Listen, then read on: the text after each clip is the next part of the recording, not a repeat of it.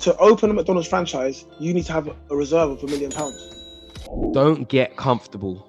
Comfort makes cowards of us all. So say it was, I don't know, the sun. How did you pick that one? You can give me some sales training. Yeah. We'll do it after the call. Welcome back to another episode of Book Reviews with Ty and Fly. I go by Ty. Mr. Fly, what's happening? So this is actually our last book review on this channel.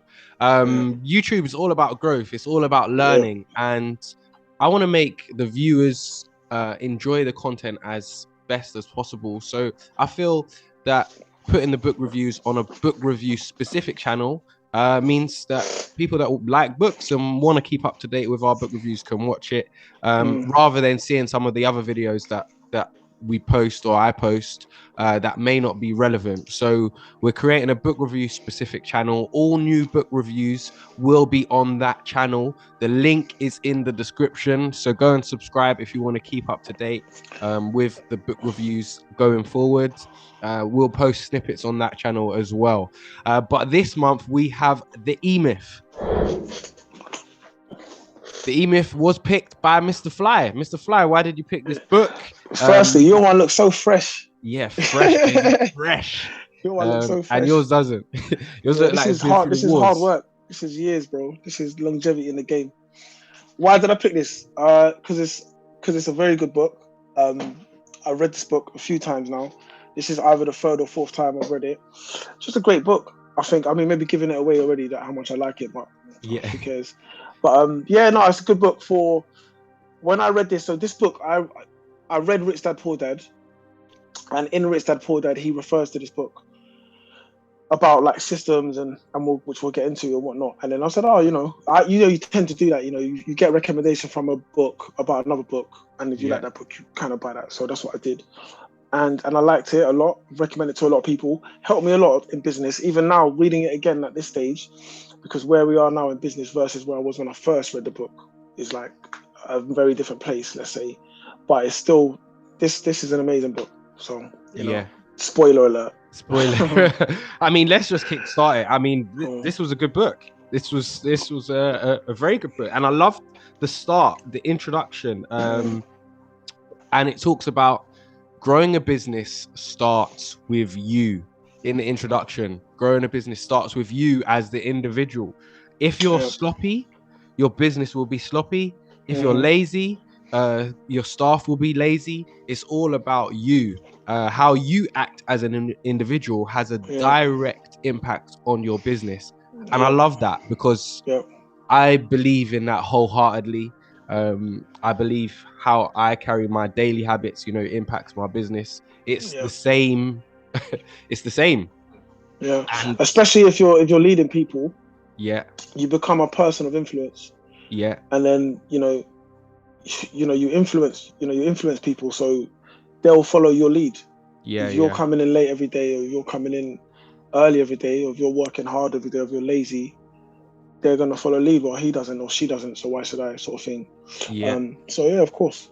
Yeah. And I think one of the things that I really loved about this book was it didn't just talk about do this in business on its own. It's like it gave lots of business advice, but it actually used a story to highlight everything. I was interested whether, because I read I didn't know whether I was interested to see. I thought Tyler will like this style of storytelling or getting information. Then I thought you might. I don't know. I was interested, so I'm interested that you liked it.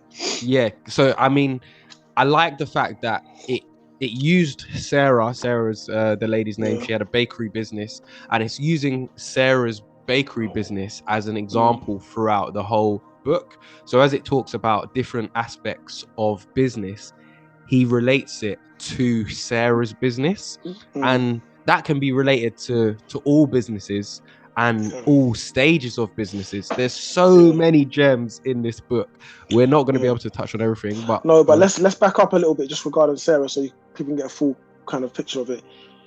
So in this book, Michael Gerber is a business guru or something. He's some sort of like he helps people with their businesses. Sarah set up a bakery because of her love and her passion for baking that was given to her through her gran. So I think All About Pies or All About Baking was the name of the shop that she opened, and she just basically became overwhelmed, as a lot of people do when you open a business, because and the love that you have for that business starts to wane a little, or can wane, depending on the person and how you set up, but can begin to wane, and you kind of just get to a point where you're at breaking point, where you're just gonna give up on it. So now Michael Gerber kind of came in to rescue her business, so we say, through training her or through talking with her and just breaking down how to run your business in a systematic way. And then what I did, like, he speaks about 3 different types. You've got the manager, the technician, and the entrepreneur. I'm trying to find my notes, but I think I remember those are correct. Yeah. So the entrepreneur, visionary, let's just put it that way, has the vision. So that was Sarah when she first started. I want to make pies and they're going to taste like this and X, Y, Z. The manager is the person that makes the system. Correct me because I'm reading this off my memory, but is the person that, this is all in one person, by the way. It's not 3 different people. So this is all our personality types. The manager is the one that sets up the systems or makes sure that everything's ticking along nicely. Yeah, plans and organizes. Thank you. Yeah. Then the technician is the one who gets in there, gets their hands dirty, and gets, baking the pie. So if you're using Sarah as an example, they call the technician the doer, the one that actually does the job role. But yeah. So Sarah as an example, her entrepreneur side, visionary, I'm going to open the shop. Technician side, I'm going to bake the pies. Manager side, we're going to open at 7 and close at 7 to 7. For example, that's like a brief overview. So he kind of looks into he looks into those 3 different areas and how they can work together. But what tends to happen, especially with this kind of business, is the technician takes over. Yeah. And so I mean that was, I can't find the notes, but that was kind of the business person in the business tends to lose that entrepreneurial visionary side, and they tend to just focus on doing the work as opposed to growing the work. And I really love this key message, because as entrepreneurs and business owners, we have glorified job roles. If you're the technician, it's a glorified job role, because if you go on holiday and your business can't survive without you, then you are the business. And I think this was a really nice reminder to me, especially to remind me that I'm not at the point that I want to be, because I can't fully go away, I can't disappear, and my business still function efficiently. So this was a really good key message for me. You know what, just quickly as well, the link, I think we will eventually, I'm sure, do Rich Dad Poor Dad, but the link to this, obviously, from Rich Dad Poor Dad, is he talks about that in the what's it called, the business content, I forget what it's called now, the cash flow quadrant, I think it's called, or something, I forget. Okay. But you've got employee, self-employed, business owner, and investor. Yeah. So employee, obviously you work for someone. So self-employed, you're self-employed. That means that if, like you just said, if you go on holiday, the business stops. If you get injured, the business stops. If for whatever reason you can't work, the business is closed today. So let's say, let's use Sarah as an example. She's self-employed. She's the only one who's working. If she says, I'm burnt out, I need to take a rest, or whatever reason, the shop closes, no pies are being sold today. So she's not, and a lot of people get confused. And this is something that I've been aware of since it's called the cash flow quadrant, since I read Rich Dad Poor Dad, where I was like, okay, I don't want to be self-employed. There's nothing wrong with it, but for myself, I don't want to be self-employed. I want to still be able to run a business, or the business run whilst I'm away if I'm not there. I don't have to be present for the business to run. And I think a lot of people kind of get that confused a little bit. And then you've got a business owner who owns a business, makes sense. So if you go on holiday, or you go away, or you take time off, or whatever it is, the business can still function without your presence. And I think that's where I kind of aspire to be. I'm there. I'm like 80% there. And then you've got an investor who just invests. So those are kind of like, that's like the steps of the journey that people are trying to take. In regards to my business, it can run without me, but it doesn't run as efficiently as it should. So that's kind of when I say I'm 80%. It doesn't run as well as it should when I'm not there, which is a problem. But So yeah. No, I think that's key and good. Yeah, there is a cash flow quadrant. Yeah. I remember now that you've brought it up, but this also reminded me of my business and experiences that I've had, because there was a point where Sarah got staff. She got her first member of staff to help bake the pies so that she could do the managerial role and, you know, be more of the visionary, the entrepreneur. And Adolescent then stage.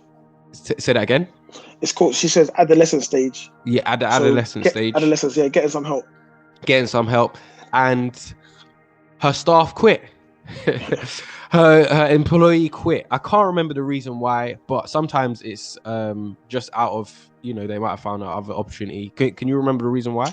No, but I remember because what happened was her employee was so good at the job and was kind of thing, and then she just left. I don't remember the reason. It wasn't. Yeah. She was great actually. And this reminded me because there was a period when I hired my first employee, my first chair massage therapist. I actually was really scared to do it. I was going away on holiday. My dad actually had booked my first family holiday. I'd actually never been away on holiday with my dad before, and he booked a holiday, but it was for like 2 weeks. And it's like, oh, Dad, you know, I still got work, and you know what I mean. But again, still grateful for the holiday. But I thought, oh, I need someone to cover and do the work. So I hired this girl, Cheryl. She was great. Hired her. She started working. I hired her like 2 months before I went away.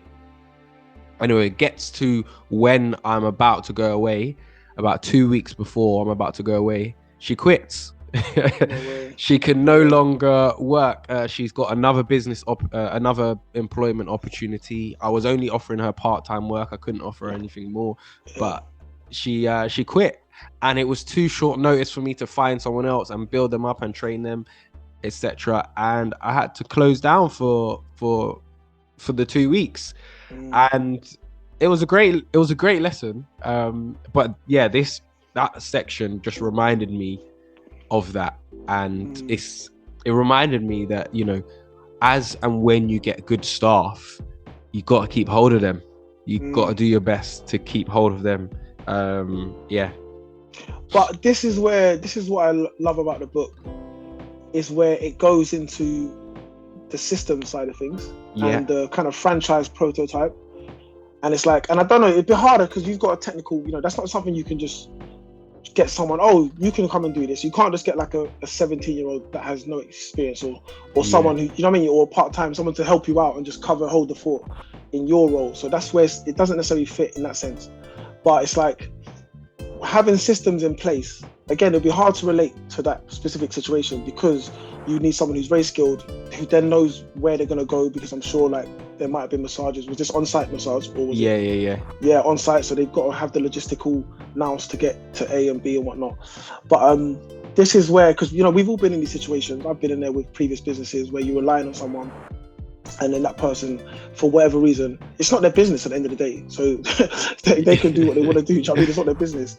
So like, but I think where we kind of guard ourselves against that, or where I've tried to kind of guard ourselves against that, is like, all right, we have systems. So if A can't do it, then B can do it, you know? And even like, again, if I look back onto your situation, maybe I'll be like, maybe you have a number of therapists that you can call on. Rely on, exactly. So if A can't do it, then B can do it. Maybe you have other therapists, like, you know, someone else that runs the same business as you, that's doing the same thing as you, that, have you got any staff that can fill in for whatnot?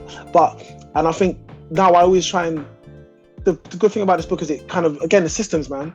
It's just systems. It says in here, it says something like, I say this a little bit, but it's like, the job should be so simple that a monkey could literally do it.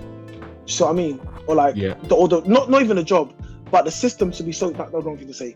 The system should be so clear cut that a monkey could do it. So I mean, and they speak a lot about McDonald's in this. I know I'm jumping way ahead. But it's like, they speak about McDonald's, and it's like, and I remember when I was at uni, one of my teachers or lecturers said this, and he was like, any McDonald's you go into the world, you don't know what they're saying, but you know what they're saying. So he's like, if you go to Japan and they speak in their language, Japanese, Cantonese, forget. But it's like, if you go there and they speak another language, you know they're saying, hi, how can I help you? Even whatever, you know what they're saying. Yeah. Because they say the same thing in every McDonald's. Do you see what I mean? Yeah. If you go to like a drive-through, again, talking about McDonald's, you go to the drive-through, they ask you order, oh, anything else? Like, they always, it's system. So no matter where you go, you don't even know what they're saying, but you know what they're saying. So that's because the role has been kind of synthesized down.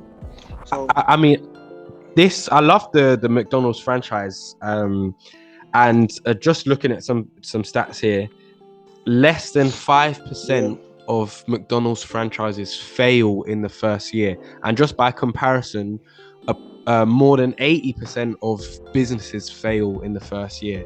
So 95% of McDonald's franchises that are set up in the first year are still there at the end of the first year. They haven't failed, whereas 80% of businesses that are set up in the first year, at the end of that first year, they're no longer there. So this was like, whoa, should we open a McDonald's franchise? But listen, check this now. This is like the bare bones system point that they have. To open a McDonald's franchise, you need to have a reserve of £1 million. Yeah. So that's the first system. So that's already why. So they know within that first year, you're not going to run out of money. Yeah. Because, you see what I mean? So that's even the first initial, before they do the training and all that, like whatever they teach you how to make nuggets or whatever they do. Yeah. Do you have the money? And a lot of people, and you know, we do it. I've done it. You set up a business and you just kind of, it's not a prayer, but you don't necessarily have the amount of money you should have to sit back and be like, well, we've got a runway of £1 million or £500,000 or £100,000 or 50k, whatever that number is that you need. People don't necessarily have that runway.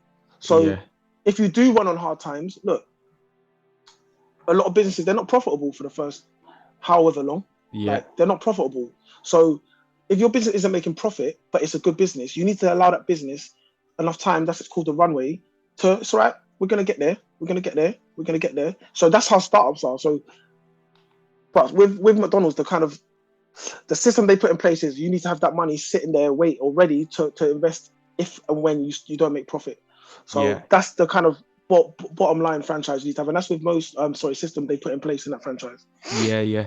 I think the systems was one of the key things I took away from this book, because in fact, it actually talks about something that I've actually actioned as well. Talks about writing down every job role that's within the business so that you can then visualize someone else doing that job role. Creating organizational strategy. And I love that, because it was like, wow, there's actually so many job roles in my business and so many of them that I'm doing that actually, you know, at some point someone else will be doing, but I didn't ever visualize it like how the book explained to visualize it. So I've now visualized it. I've now got it written down. It's up there on my cupboard. It clear cut. This role, marketing, whatever, therapist, workshop. And I thought that was, great. Go on. No, do you remember? So that chapter, I remember that, and I knew you'd like that chapter.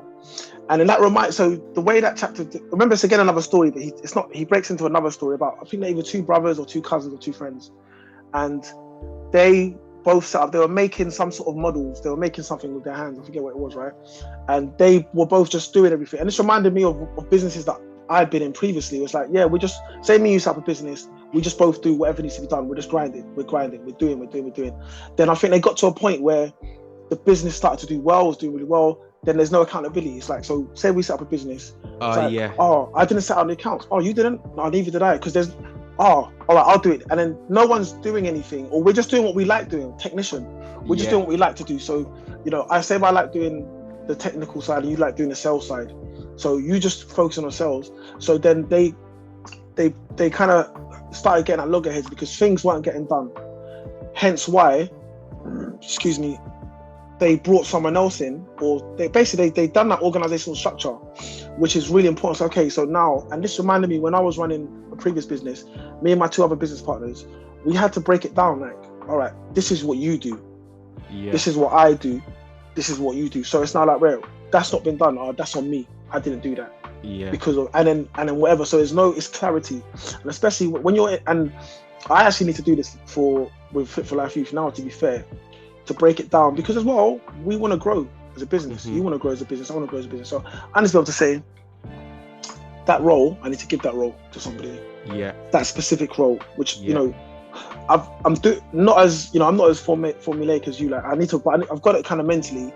But I think that's why it's so important to have that organizational structure, because people have even asked me, what's your organizational structure? And I'm like, well, I do more or less everything, but I've got people that help me do that and do that. But I need to have defined roles. And so I can say to someone, you know what, this is you and that is you.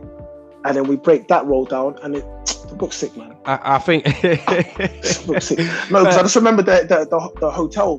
But I don't want to say the hotel. The book. Yeah, do you know what I mean? The book's sick. Yeah, let's go to it, because I wanted to touch on that Hotel Verata.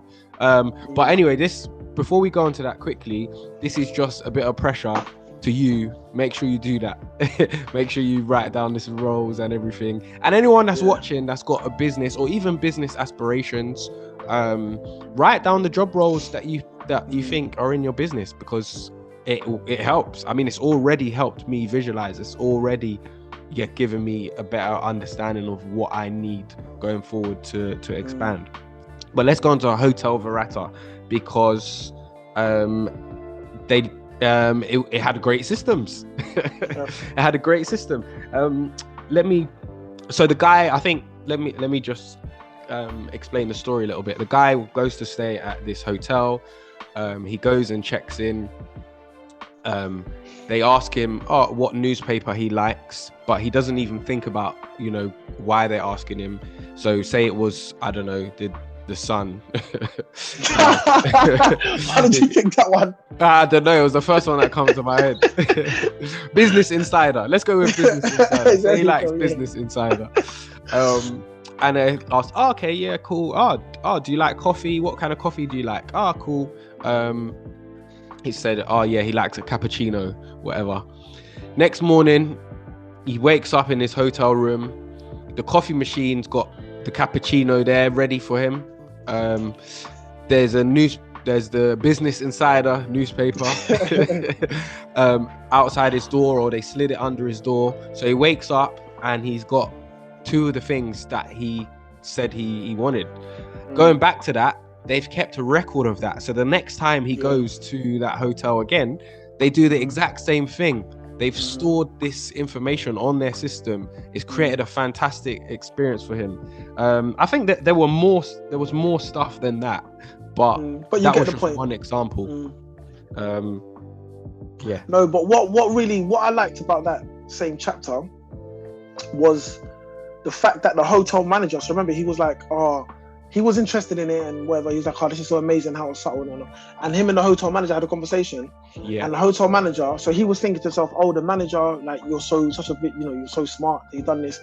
And the hotel manager, like, I've only been doing this job for like 2 months or 3 months. Yeah. And I had no experience. This is just a manual that was, again, that system being passed down from the owner of the business. This is how you do it. And he just followed. Everyone's got their role. It's again, going back to that team ethic, it's that team. The person whose job it is to put the newspapers, they don't have to think about nothing else. They just think it's 7 a.m. This newspaper goes to room 7B. There you go. This newspaper goes to room 10A or whatever it is. And that's my job. But it's all part of, it's like a clock. Yeah. So that, and the most important, what's that clockwork? Yeah. And this person, because you would think the manager gets all the plaudits and the praise. But he's like, listen, man, I'm just doing my job, which is make sure that they're doing their job. I've got no experience. I'm just enthusiastic and I love the product or whatever that might be. And that's amazing, because now if that manager decides I need to leave or wants to leave or whatever situation it might be, that's fine. We just put someone else in and we train them, and they have the manual and they just follow the rules and regulations of what's going on in the manual. So yeah, man, that was a sick chapter. Yeah, I think as well they term the different types of systems, so there's hard systems, soft systems, and information systems. And I believe the system that we spoke about was kind of like a soft system, a process that leads to a system. So having the manual book, etc. Having a manual book. Then there's a hard system which stops things happening, like So let me explain. There was a room where they had a whiteboard, and they kept writing on the whiteboard, and the wall was white, and they kept smudging the wall with pen from the whiteboard. And they're like, well, we want to keep this room white, we don't want to have to keep painting it. So I think they tried different things. They painted it, they put up notes and signs, but the wall still kept getting dirty from the whiteboard. So instead of having these notes and whatever that didn't help in the end, what they did was put a plastic border around the whiteboard so that the pen physically couldn't get past that to mark the wall. It was impossible for the pen to mark the wall now because there's a system in place to stop it. After that, they didn't have a problem again at all with pen getting on the wall because there was a hard system in place. And this actually really helped. This reminded me, about habits and stuff. I've got a habit webinar that I'm delivering for work, for my business, and it reminded me about having systems in place to help us do the habits that we want to achieve. I know that's not specifically in this book, but no, but it's perfect. Just to quickly, so that hard systems is inanimate or unliving things. So like you said, so that same, it's like with your phones, you set an alarm on your phone to wake up at 7 a.m. That's a system. Because so that's a hard system there. The whiteboard, that block or that piece of plastic they had, it's a system. It's just stopping it. You can't go further. You can't write over it because it's stopping you. So that's the inanimate. That's the hard system, and then you've got, like you said, the soft, and then the information systems. So sorry, carry on.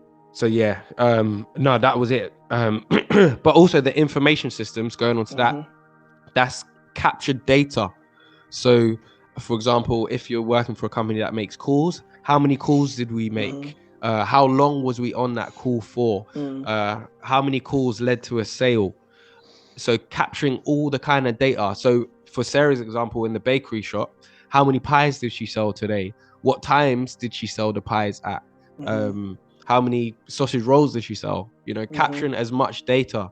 So with the gym, it could be even how many people came to this class on this day, and how many come on the same time next week. Is it different depending on the month, time of year, etc., etc.? So I thought that was good because you've got the that's data. especially now. There you go. As you took words out my mouth. Like now, especially analytics and data is so much. The business is so much based around analytics, like you said, and how much you want to drill down into it. You can keep drilling. There is maybe a bit of an information overload potentially, depending on what you're trying to achieve and what your aims are for the business. But the information's there, and I think nowadays it's easier than ever to capture information.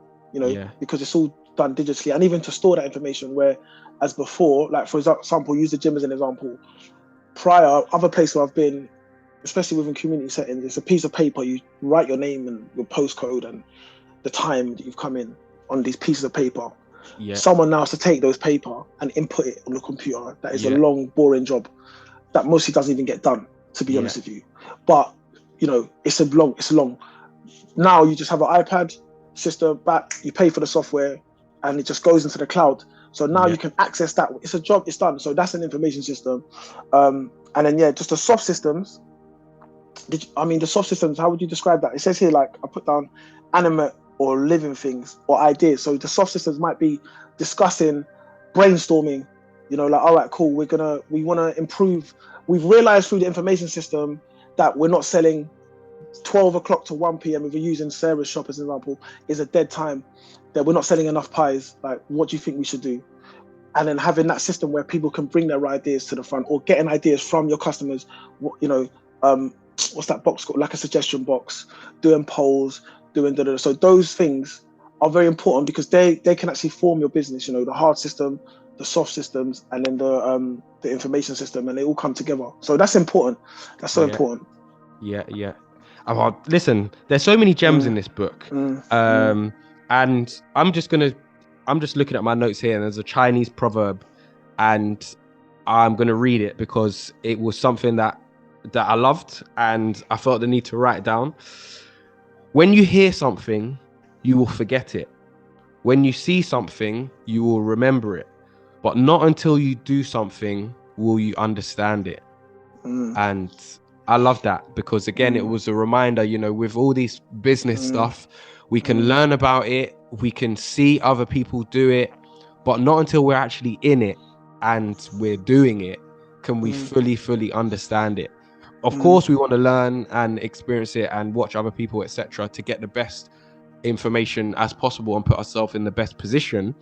But do it, take action, because until you take action, you won't actually know. And this was a great reminder. And above that, I've got it was a reminder. I think it might have even been the last chapter. It was actually the last chapter, and in fact, it might have been the last page. Don't get comfortable. Comfort makes cowards of us all. 100. And again, I love that, because occasionally, you know, you just tick along with business. You just things are just going well. You just keep going. But it's like, no, Plodding along. Yeah, I'm plodding along. No, if I actually want to grow this business, what am I doing next? How can I push the barriers? How can I try something new to get to the next level? So, but you know what? Yeah, that I agree with you. Yeah. But I've realized that over time, that's not for everyone. No, it's not for everyone. And as well, I think, who was I speaking to? I can't remember who I was speaking to about this, but about growth. Yeah. And about continuously going for growth. You know, growth. And sometimes growth can kill your business. Oh, I remember who I was speaking to now. Anyway, this was actually in relation to one of my businesses in the past, where it's like, you know, you're at a time, and then again, it's not necessarily about the growth, it's about timing more so in regards to what I was speaking about this. But it's like, you know, we've just done this amount this year, we've made this much money, boom, let's go, let's invest that, and let's go. Yeah. Now, that is the right, that's the right mentality.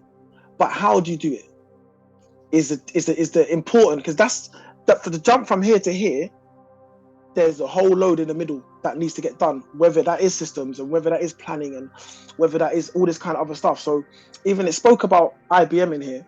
Yeah. So it's like, basically from here to here, yes, you want to grow. And I agree, like I said, I agree with that statement.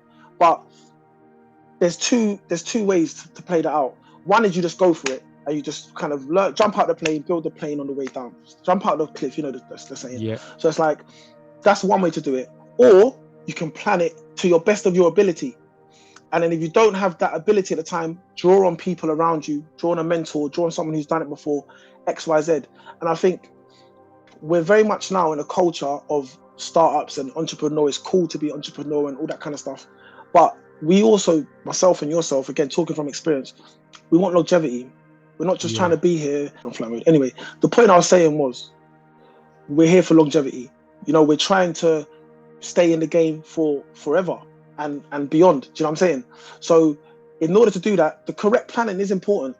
So yes, grow, but grow when it's time to grow. Just because you're in the same industry as someone else and then you see them, oh, well, we've been in here for 2 years, but they've done this, that, and the third. It's your own race to run. Now, I mentioned IBM, and then it even reminded me of a video I watched the other day of another guy, I forget his name. They reverse engineered it basically. So they planned the end of the business at the beginning, and they didn't do anything that took them off that off that trajectory. Now, I'll talk about the other business, then I'll bring IBM into it. So with these guys, this was actually sick, and it made me think of you. With these guys, they had a plan. They're gonna set up this business. They're gonna sell it in 3 years for 10 mil. Okay, cool. They've done that. They're building a business. They're not making any money. You know, they're not paying themselves a salary. They're still working part-time or doing whatever. Anyway, they get to a point. They've been in it for about a year or whatever. Google, they were doing some sort of training videos or something online. I don't know what it was, but it's irrelevant. So Google now had approached them and said to them, "Ray, we love what you're doing. We want you to do these videos for 6 months. We're going to pay you money." Yeah, it was 90 grand. It was 90 grand, and it was 3 months work. So it was going to set them back by 3 months, and it was 90 grand.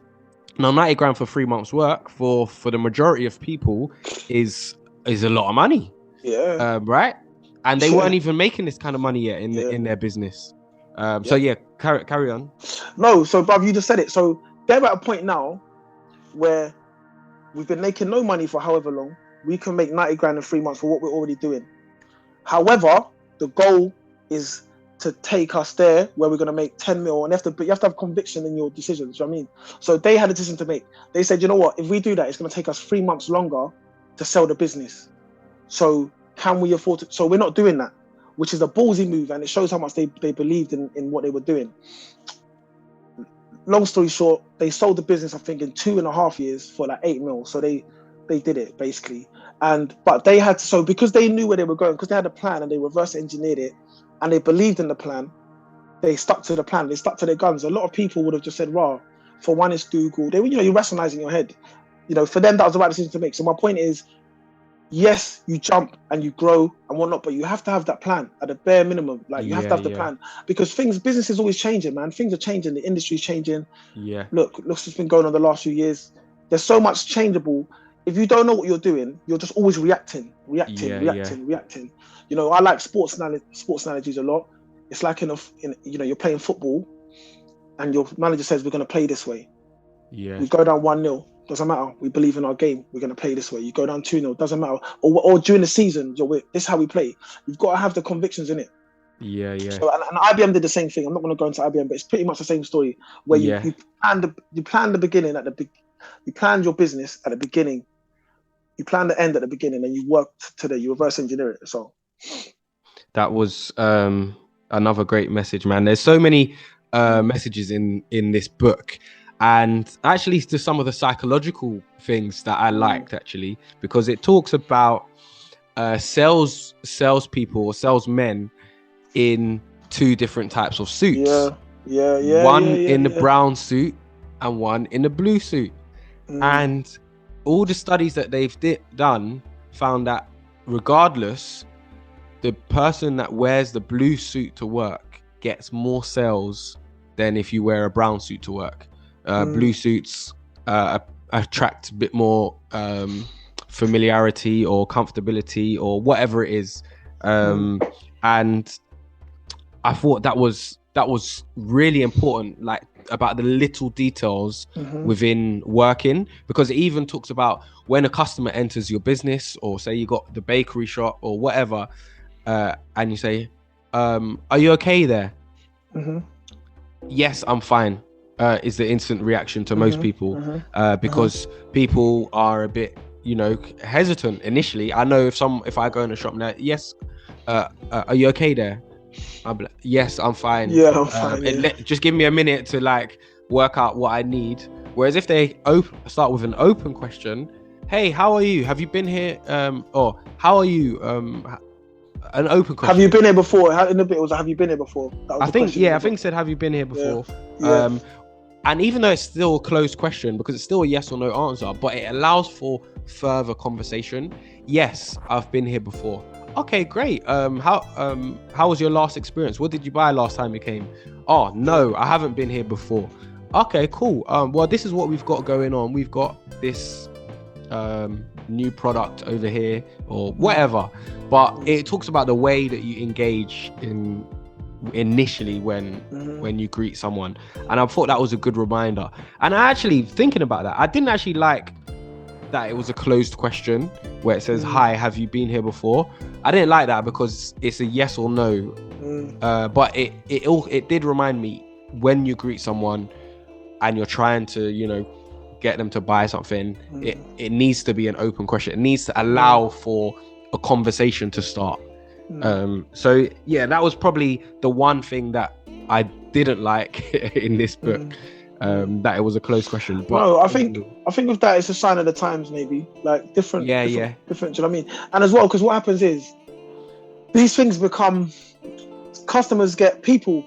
people get used, like, you understand the play. Everyone knows now when you're, hi, how are you? It loses its impact, is basically what I'm saying. So that's why we have to become, I'm not sure when this book was written or wrote, but it, things lose over time. They kind of, you have to find new ways. So maybe that concept of open questioning was different or whatnot. But no, I get what you're saying. But I thought it was, because it's interesting now when I'm talking to people about the gym, when we're doing outreach, my question is actually I only just realised it now for you saying it, but it's a closed question. Yeah. But it's a closed question for a reason. So I'll be like, hi, are you from the local area? That's my first question to ask them.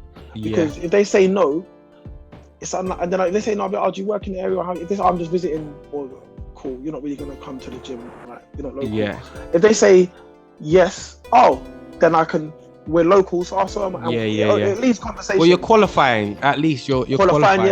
Yeah, exactly, you're right. So then it's like, and then if they say no, but I work here or whatnot. So again, I'm qualifying them, exactly. I guess when it comes to that, I would start with an open question and then qualify so that you can get their attention. Do you know what I mean? Hey, how's your day going? Or do you know what I mean? Something better than that. But you think about it a bit more. And then, are you from the local area? Oh, okay. Well, you're not from the local area. Oh, how come you're in the area or whatever? Yeah. But a bit more. Yeah. You can give me some sales training. Yeah. We'll do it after the call.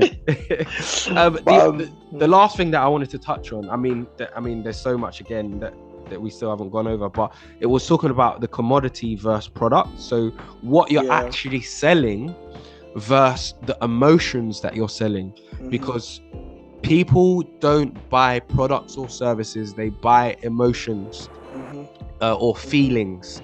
I'm buying this chocolate bar because it's going to make me happy, or it's going to help with my hunger or my craving. I'm going to the gym because I want to get those endorphins after the gym, whatever it is. And I really like this reminder, because when we sell things, it's really important to focus on the emotions that our products or service offer rather than what we're actually selling. So and actually YouTube has taught me this a lot, because a lot of the videos that you watch and you click on, they grab you because of the emotions that you feel, or you're curious. Oh, what's this video explaining about? Maybe you clicked on this video because you were curious or you had some kind of emotion, hopefully.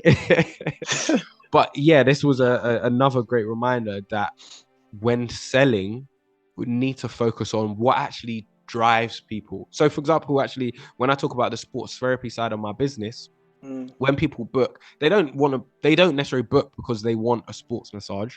They book because what they think that sports massage is going to do for them in the long run. Is it going to help prevent their injury, which is then going to help them get a new PB in their run, which is then going to help them be really happy, which is then going to make their family proud of them. There's the emotions behind it is what we need to work out when we're selling our products and our services. And I just thought, that was a great reminder. And again, like to kind of add on to that, the emotions, it's like, that's why you do the same service as another person, but there's a reason why they'll choose you over them.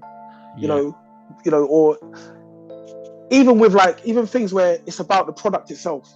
Like if you look at watches, all a watch does is tell the time, which you can actually do with your phone now. You don't even really need a watch. Like, you do need it, but why do you need the watch? You do need a watch. For what reason?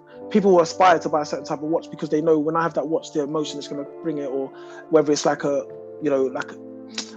title sort of thing where they've kind of moved it. They're happy for that because they want that particular brand. You see what I mean? And the brands that are really good at capturing that emotion, or that particular car, or clothes, or whatever it might be. It's the emotion that's tied up into it. That's one side. And then as well, from the person, you can go to a barber's, and the barber can be rude and just not pay no attention. It might be a good barber, but you just don't like the way he's dealing with you.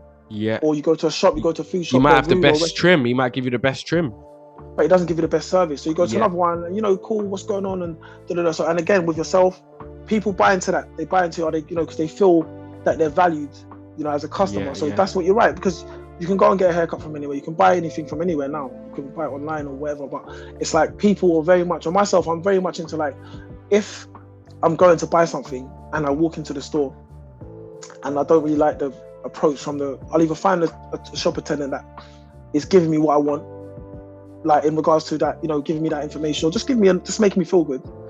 Versus going there and they're rude, or they're on their phone, or they're just not really disinterested. I'll be like, you ain't getting my money. I'll just buy it. I'll literally go and buy it from somewhere else.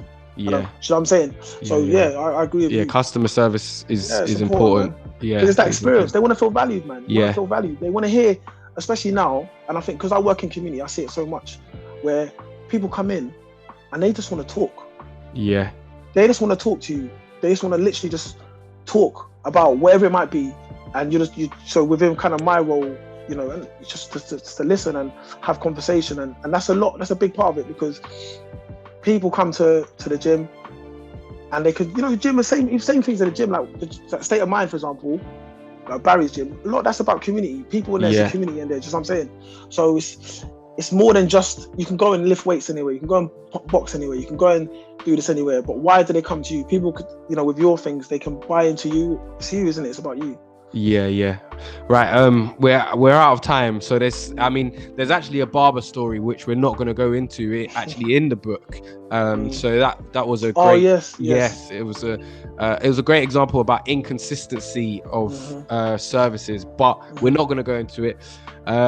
Let's move on to our difficulty rating. I think it's me to go first, isn't it? I don't know. I'm going to go first. Difficulty rating. I didn't find this book difficult. I didn't find it difficult, but I think it's, again, because I enjoyed it so much. Anyway, difficulty rating 2 out of 5. 0 being not difficult, 5 extremely difficult. I'll give this a 2. Give it a 1. Again, maybe, I can see why you give it a 2. I think the chapters are a bit long. But I think if you're interested in business and you actually want to improve yourself and improve your business, you don't know. 1. I'm not, you know, I think it's a 1. All right, just if I pick this book up from not reading, you know what I mean? It's not a super easy read. You know, it's not like The Alchemist. Why do you think? Because the chapters are long. I think that's why it's a 2, because it's actually a nice flowing read, but the chapters are a little bit long. 1.5 then. No, you stick with your 1. Don't let me change your. No, 1. No. The chapters is a thing. Yeah, but I mean, it's not a difficult book to read. Yeah, cool. You know what? That's just our opinion. People read it and make up your own mind. Yeah, exactly. And as always, all the links to the books are in the description box. So yeah, click those links and buy through us. They are affiliate links. They help support the channel. Anyway, star rating. Well. This is another one. I love it. I love this one. I think as well, because not only did I love it, I also took action from it. It made me do something. So I'm gonna give this a 4.5. I really enjoyed this book. And I'll read it again at some point, because it's got good reminder tips just to remind you as you're going through business. 4.5 for me. This was a fantastic book. Thank you for picking it. I loved it.